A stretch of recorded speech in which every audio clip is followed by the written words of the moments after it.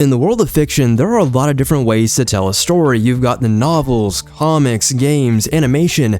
Every medium comes with its own strengths and its own language, but if we're being honest, the ones that get the most eyes on them have always been the visual ones, the television, the film, the formats, where you're not really expected to meet the story halfway. As long as you have some sort of basic level of media literacy, you can just sit there and let the story play out in front of you, and because of that, visual media has always been the final step for anything that wants to become truly mainstream. Not that books or comics can't be massive, there are obvious exceptions like The Lord of the Rings or Harry Potter, but even those have had a ceiling, a very high ceiling mind you, but still a ceiling.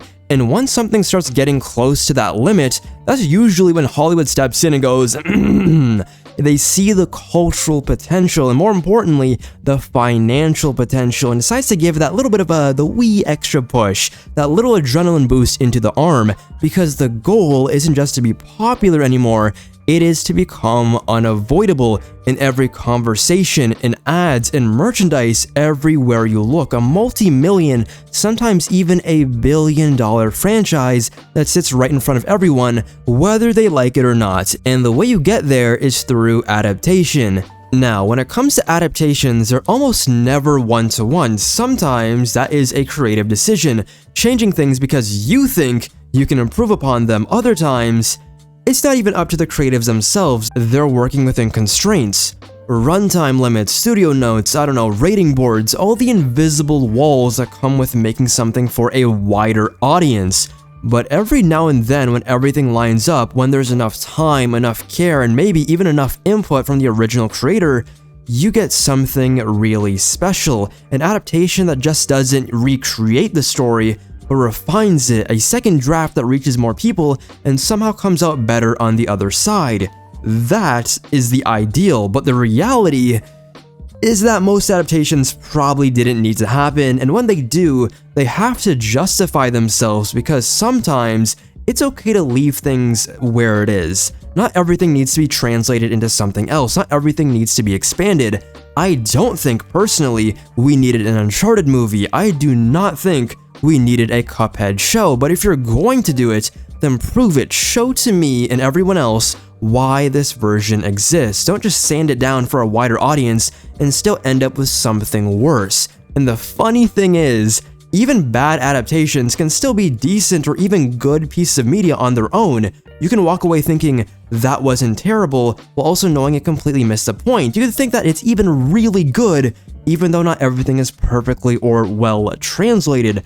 But then there is another category entirely, because sometimes the issue isn't that an adaptation is bad, it's that the thing you're trying to adapt was never built to survive the process in the first place.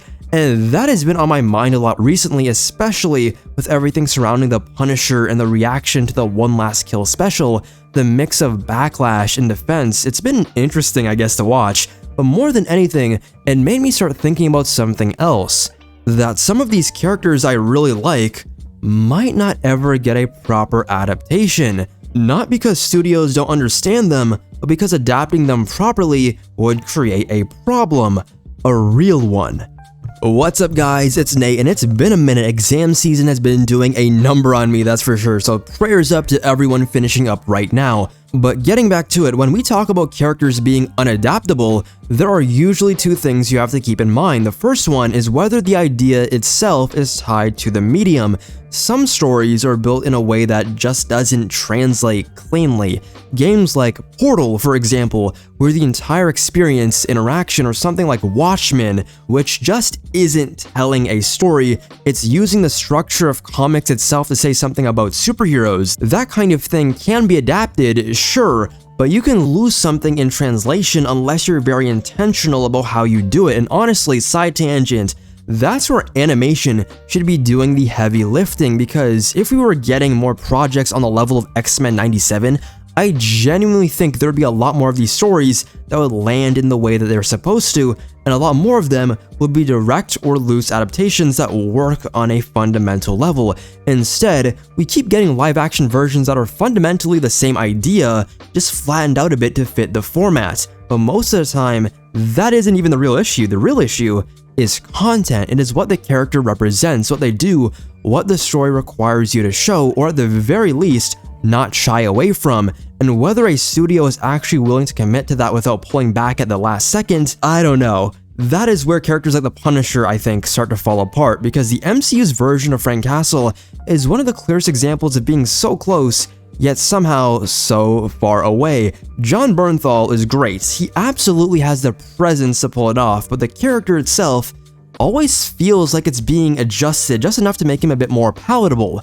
We can't fully lean into the idea that this is a man who isn't sane, that he doesn't just kill because he has to, but because on some level, he likes it. So instead, there always has to be a justification, a sympathetic angle, something that keeps the audience firmly on his side, even in moments where they should probably feel a little bit uncomfortable, especially in the comics. And to be fair, some of that works. His conversations with Matt is easily some of the best part of his appearances. Even in the first season of Born Again, that was my favorite scene of that season. But even then, it felt like setup for something else when he was talking to Matt about his children and how they're whispering in his ear to kill every criminal he sees. Yes, that's really good dialogue, but it's a version of Frank who doesn't actually have it in him to keep doing this forever, which is where the disconnect starts. Because in the comics, there is no retirement plan. Just like Batman isn't meant to grow up and hang up the cowl, Frank isn't built for a peaceful ending either. He traded one war for another. That is the whole point. But in these adaptations, we keep seeing the same loop. He tries to leave, something pulls him back in, usually tied to family, either directly or through some stand-in, and while that is a smart way to make him more relatable, tying him to family, it also slowly turns him into something else entirely, closer to a Wolverine type of figure, and what gets lost in that process is what makes him interesting in the first place. Because Frank Castle doesn't kill to make the world a better place, that is not his first instinct. His first instinct is much simpler. He hates them, he hates bad people. That's it, he hates evil. And when he decides somebody fits that category, there are no second chances and no hesitation. There's a story where he comes across a kid who's already a serial killer, and instead of trying to save him and bring him in, he just kills him. No speech, no build-up. It's actually a passing thought that he says as he's on his way to his mission.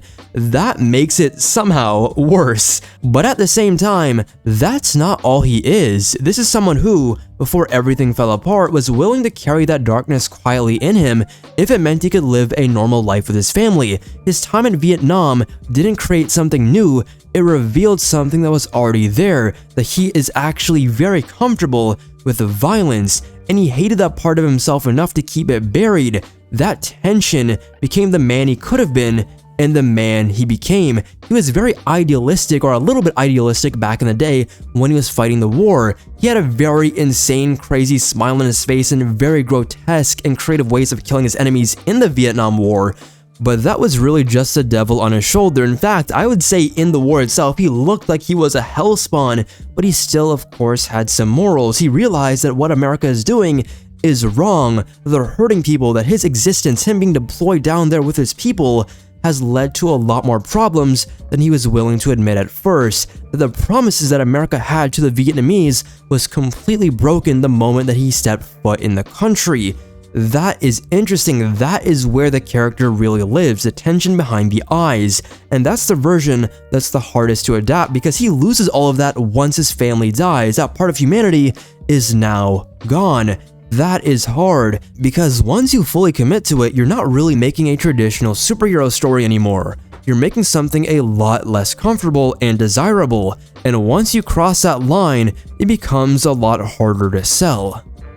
And can we take a second, just a little second, just to complain about the Superman audience screenings, because you're telling me that you guys hated seeing Crypto get hit in the face, a super dog, by another metahuman, that they had to cut it out. Like, what are we talking about? If this is what gets audiences mad, that's how you know they can't adapt the Punisher, bro. That is impossible. Because now you're not just asking an audience to follow a violent character, you're asking them to sit with somebody who doesn't know how to operate on the same moral framework as everybody else. And that's usually when studios start to pull back. If they can't handle a dog getting punched in the face, a Superman level dog, then what are they gonna do with the Punisher, a character that's meant to front a whole series or even a movie about mature subject matter that has never been done before? It would be impossible. But if Punisher is difficult to get right because of what he represents, Deathstroke certainly is difficult because of what he's done, because Slade Wilson, at least in the mainstream, has been reduced to something that is a lot cleaner than what he actually is. The cool assassin, the guy with the sword, the guns, the tactical gear, someone who can go toe-to-toe with the best fighters in the DC universe and walk away from it. And sure, that version is marketable. It fits neatly into the kind of characters audiences already understand. But that is not the full picture. At his best, Deathstroke is one of the most complicated characters that DC has, not because he's secretly a good person, but because he's a walking contradiction, a man who claims he has a code, who talks about honor and professionalism, but will abandon all of that the moment it stops benefiting him. A master manipulator who can justify almost anything to himself if it means staying in control of the situation. And that's where things start to get uncomfortable, because you can't really talk about Deathstroke honestly without acknowledging the parts of his history that people would rather ignore. His relationship with Tara isn't just some random detail a writer threw in there later. It's baked into one of the most important stories and made by his creators. It's supposed to make you question him. It's supposed to make you take a step back and realize that this isn't just a cool anti-hero-like character that you can root for without thinking. And that's exactly why it never makes it onto the full screen, because once you include that side of him, the entire perception of the character changes. You can't market him in the same way, you can't package him as this edgy fan favorite character without also dealing with the fact that he's deeply manipulative, hypocritical, and at times just a genuinely terrible person. I won't go as far to say that he is a PDF file, because there's a lot more to understand with that to unpack, and of course, the definition itself doesn't exactly align with Slade, but he's just somebody who will do anything to get the job done. That's what makes him very pathetic, but very interesting to watch. That is the point. Christopher Priest's run, for example, leans into that all the way. It is a seminal run on the character, and if you read that book, you'll end up loving this character, you'll understand him, and at times, a lot of the time, you will hate his guts, showing a version of Slade who is constantly shifting depending on what he needs in the moment. One second, he's mentoring, the next, he's tearing someone down just to see how they would react. He'll go out of his way to protect children in one story, and then turn around and have a very violent rivalry with a team of teenagers. Like, how does this make sense, right? He's the worst kind of hypocrite, the kind that genuinely believes that he's in the right a lot of the time. And that unpredictability, that's the part you lose in an adaptation, because you can't really have a character who, in one moment, kills a girl's dog to test her resolve and see what she's made of, a metahuman, and in the next, tries to recruit her by playing on her Christianity and her faith, speaking about mercy and what comes from the Bible in the smoothest, most manipulative way possible, and calling her easy because of her religion, and expect that to land with a general audience without serious pushback. He will sleep with his son's fiancée just to see if she was an actual spy trying to take advantage of his son. That is the craziest thing ever that I've seen. Every time you flip pages in Deathstroke books, specifically by Priest and a lot of the greater Deathstroke writers, you just don't know what's going to happen. So, instead, because a lot of audiences can't handle that, it gets simplified. And once that happens, you're not really adapting Deathstroke anymore. You're just filling a role that other characters already do better. You can get somebody like Deadshot, a character who is really cool, has a good look, a good gimmick, a lot of skills, and is already a scumbag, and it would fit the role better. And you could adapt him without there being any sort of problematic discourse.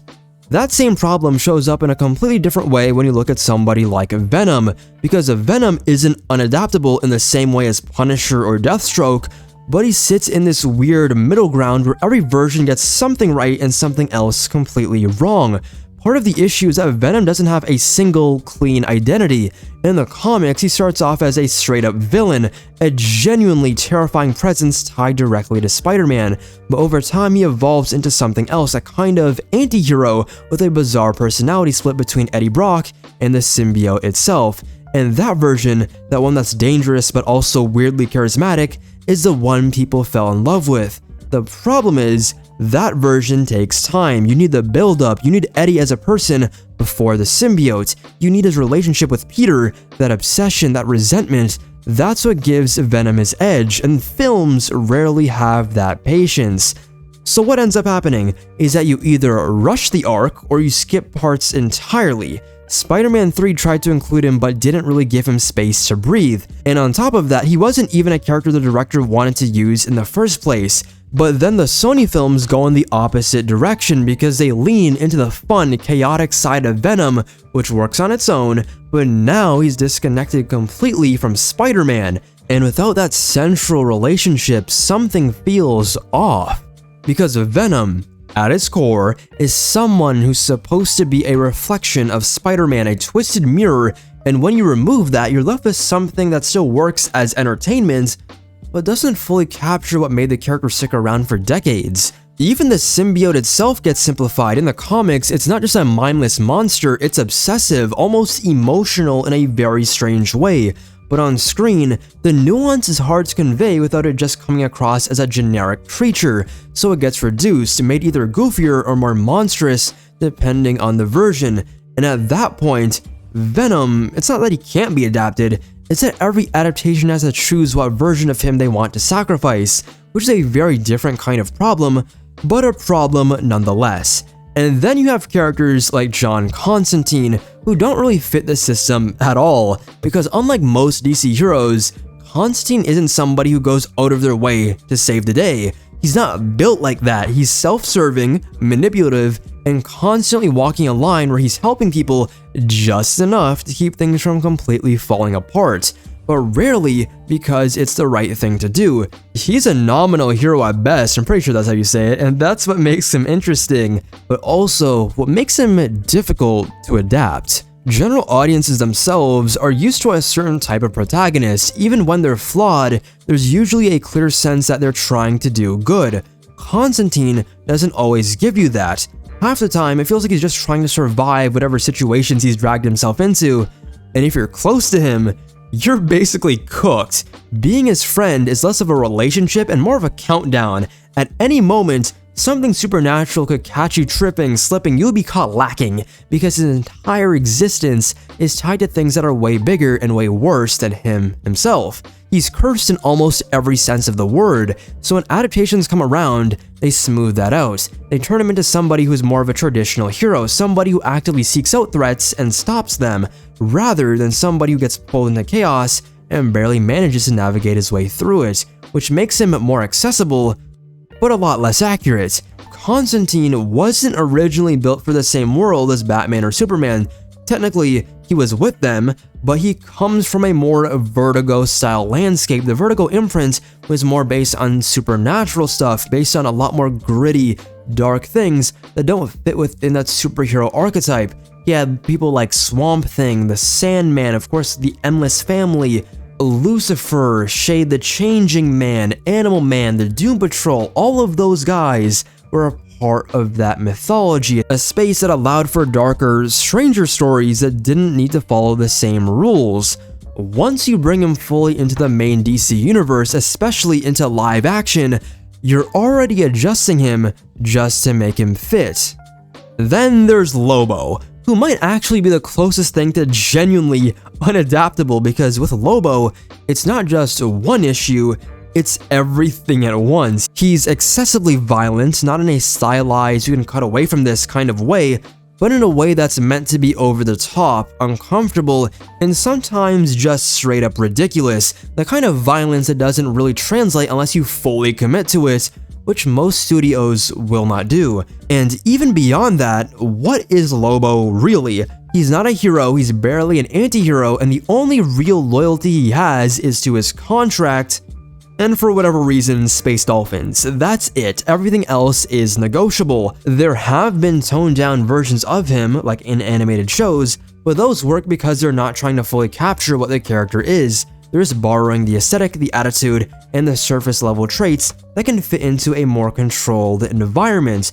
But if you're actually trying to adapt Lobo as he exists in the comics, you'd have to lean into all of it. The violence, the imagery, the complete lack of restraint, and at that point, you're making something that already very clearly isn't meant for a general audience, which brings you right back at the core issue. It's not always about whether something can be adapted, it's about whether it can be adapted without losing the thing that made it worth adapting in the first place. And in a lot of those cases, the answer isn't something I very much subscribe to, because sometimes to make it work on screen, you have to change it so much that you're left wondering what the point was to begin with. And other times, you realize that the reason these characters work so well is because they were never meant to leave the page in the first place. But yeah guys, what do you think? Let me know down below.